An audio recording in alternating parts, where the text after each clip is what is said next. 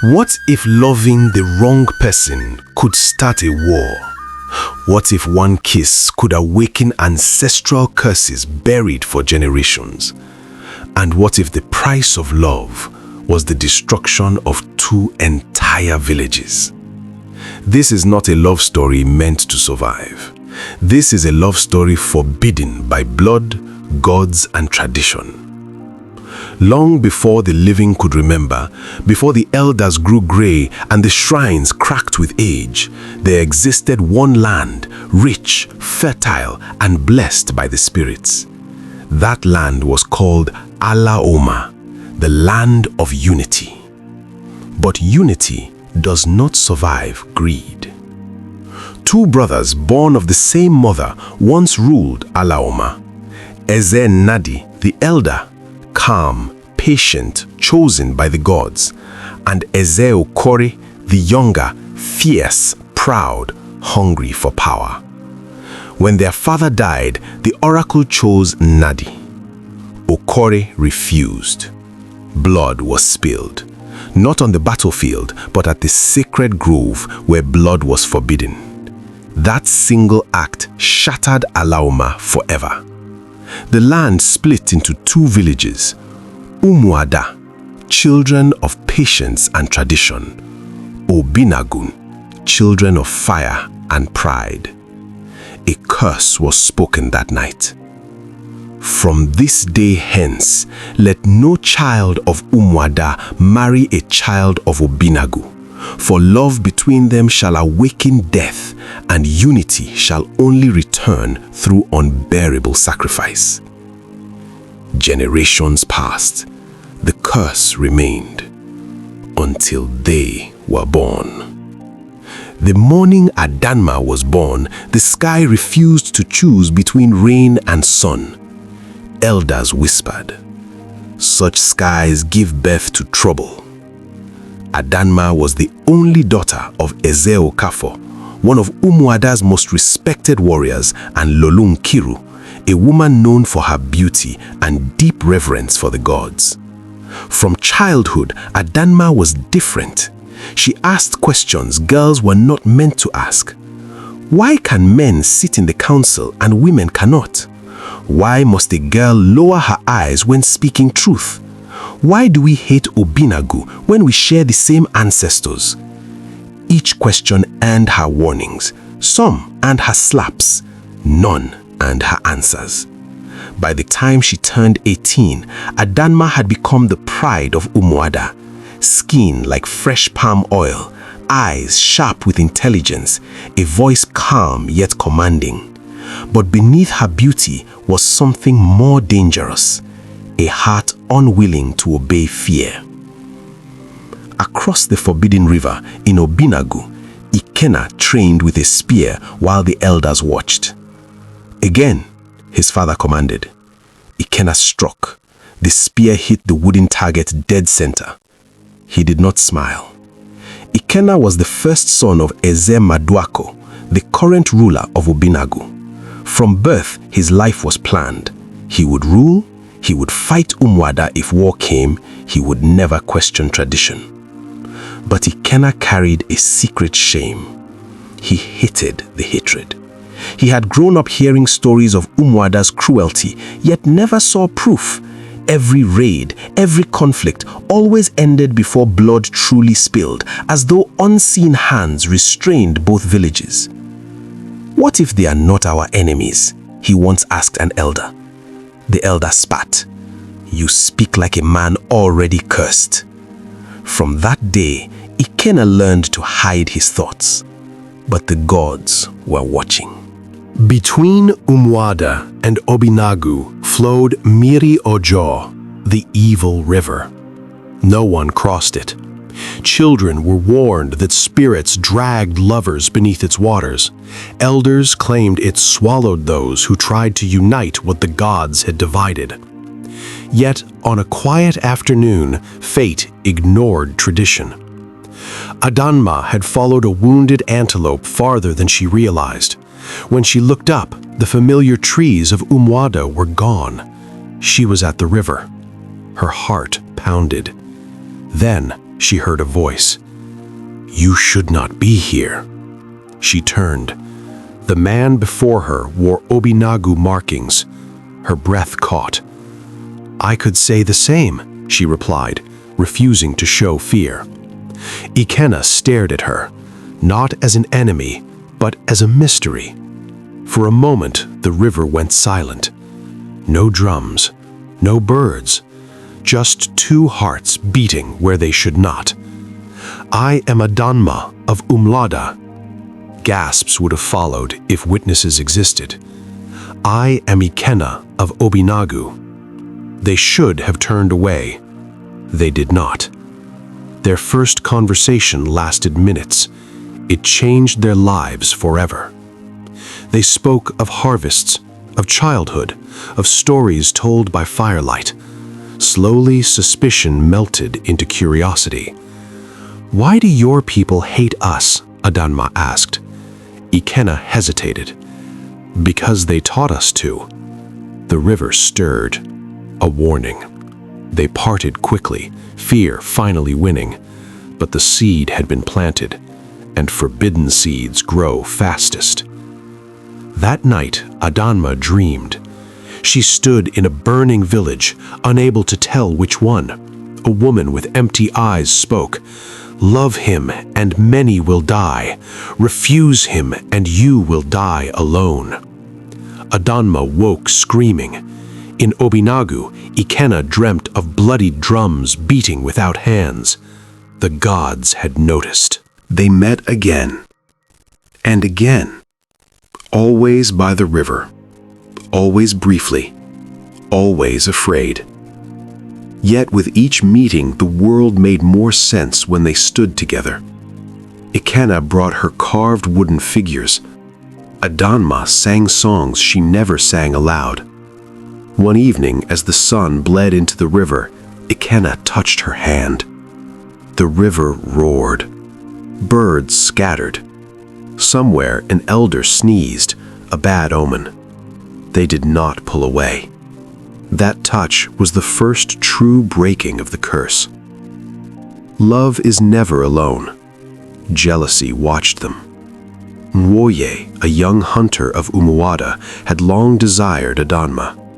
He saw her disappear too often, ask too many questions. One evening he followed her. What he saw made his blood turn cold. An Obinagu man, touching her hand. Nwoye ran, not to warn her, but to destroy them both. The next morning, the sacred drum beat in Umuada, not for celebration, for judgment. Elders gathered, eyes dark, voices low. "There are whispers," one elder said. "Of betrayal," said another. "Of forbidden contact." Adanma was summoned. She walked into the circle knowing her life had already begun to crack. As Adanma stood before the elders, a horn sounded from Obinagu, a war horn. Across the river, Ikenna felt it in his bones. Something had been discovered. Something irreversible had begun. What happens when love is dragged before tradition? When truth becomes a crime and silence becomes survival? And when the ancestors awaken, who do they punish first?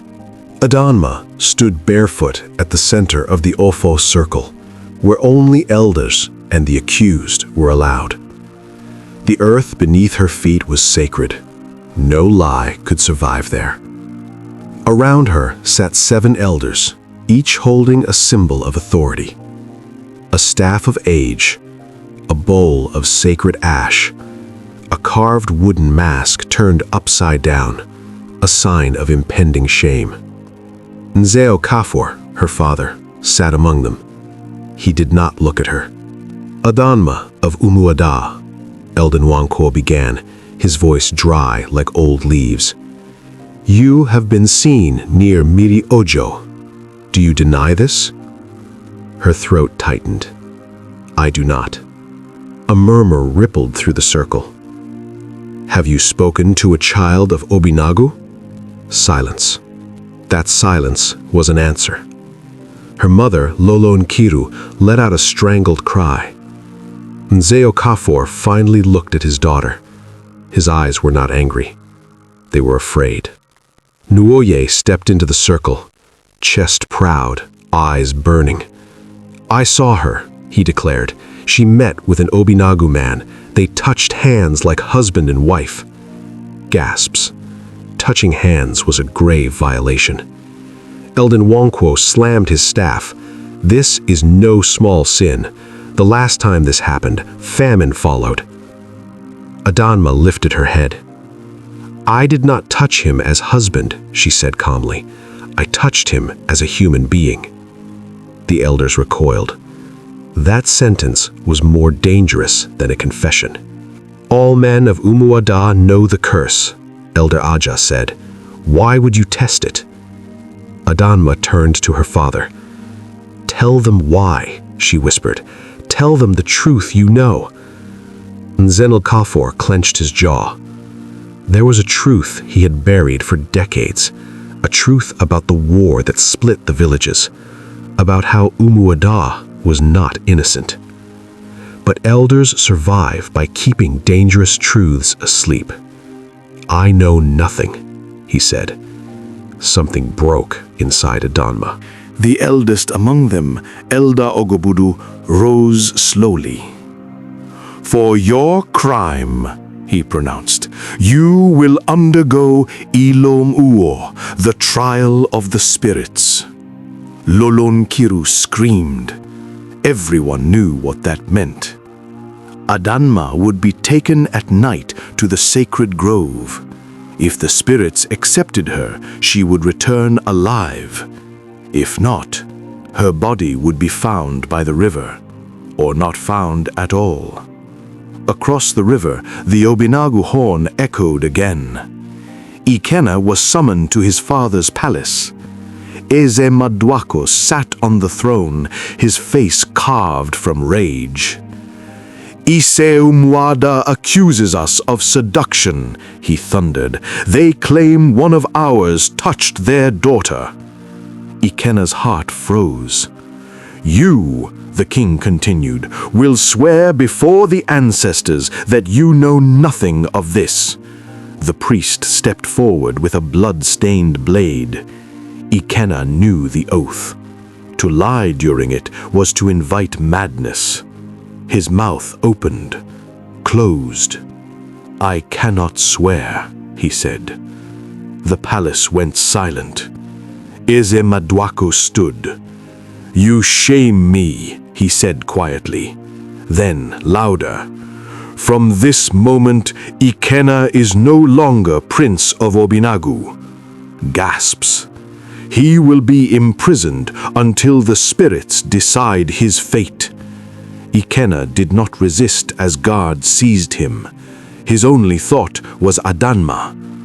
"Are you alive?" At midnight, Adanma was led into the forest. She wore only white cloth, no jewelry, no protection. Behind her, drums beat slowly. Doom, doom, doom.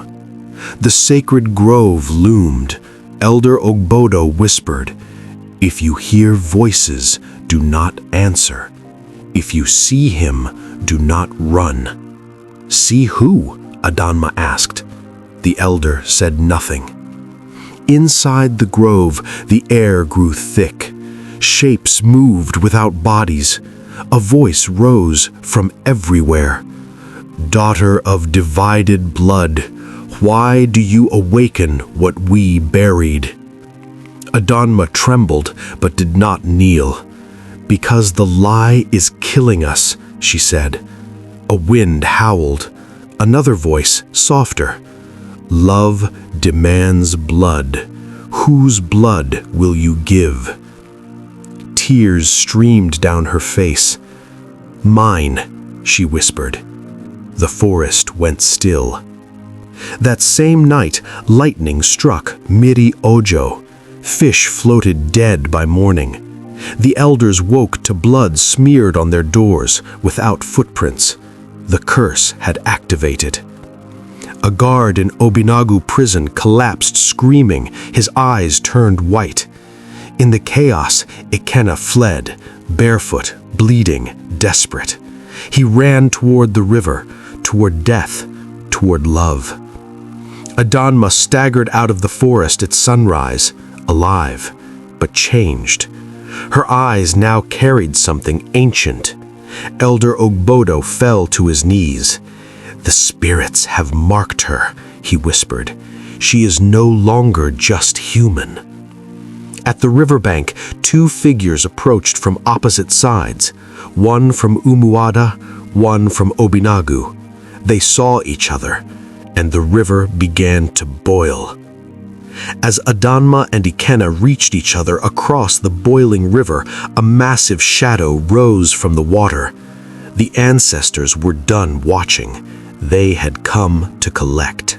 When the ancestors rise from the river, they do not come to warn. They come to collect a debt. And this time, love is the payment. The river boiled like it had been set on fire from below. Adanma froze. Ikenna reached for her hand, but the water surged violently between them. Then it rose. Not water. A massive form pulled itself upward, skin like wet stone, eyes glowing with ancestral fire. Cowries embedded in its flesh rattled as it moved. Its voice was not sound, but pressure inside the skull. "I am Ogbanje Miri, keeper of broken oaths." Both villages' warriors arrived, forming a fearful half-circle on either bank. No one raised a weapon. You do not threaten what was born before fear itself. The spirit's gaze locked onto Adanma and Ikenna. "You crossed what was sealed. You touched what was forbidden. Do you deny it?" Adanma stepped forward. "No," she said, "but the curse was born of a lie." A thunderous roar shook the trees. Ikenna shouted back, "And truth brings war only because cowards fear it." The warriors gasped. The spirit turned slowly toward him. "Then choose." The river stilled. "One of you must die now, or many will die slowly." Adanma spoke first. "Take me!" Ikenna screamed her name. The spirit leaned close. "If you die, the villages remain divided. If he dies, unity is possible. If neither dies, war consumes all." Adanma realized the cruelty of ancestral justice. They did not care about fairness. They cared about balance. Before anyone could stop him, Nwoye pushed through the Umuada warriors. "This ends now," he shouted, hurling his spear. It struck the spirit. The sky cracked. The river exploded. Water rose like walls, crashing into both riverbanks. Men were swept away, screaming. The war had begun. Umuada blamed Obinagu. Obinagu blamed Umuada. Spears flew, shields shattered. The ground drank blood that had waited generations. Ikenna fought desperately, not as prince or warrior, but as a man protecting the woman he loved. Adanma moved through the chaos like a shadow, her eyes glowing faintly. She was no longer fully human. In the chaos, Elder Ogbodo was struck down. As Adanma knelt beside him, dying, he grabbed her wrist. "The curse," he coughed. "It was never meant to last." Her heart stopped. "What do you mean?" "The brothers, Ninadi and Okorye. The oracle said unity would return through their bloodline." Adanma's breath caught. "You and Ikenna, you are both descendants." The truth hit like fire. They were not enemies by fate. They were the solution. From Obinagu's rear lines, Eze Maduwako raised his hand. Archers obeyed. "Kill them," he ordered. Their love weakens us." The arrows flew. One found Adanma's shoulder. She fell. Ikenna roared in agony. The spirit rose again, wounded but furious. "Enough!" The river swallowed warriors whole. Drums ceased. The spirit pointed at Ikenna. Ikenna stepped forward. "No!" Adanma cried.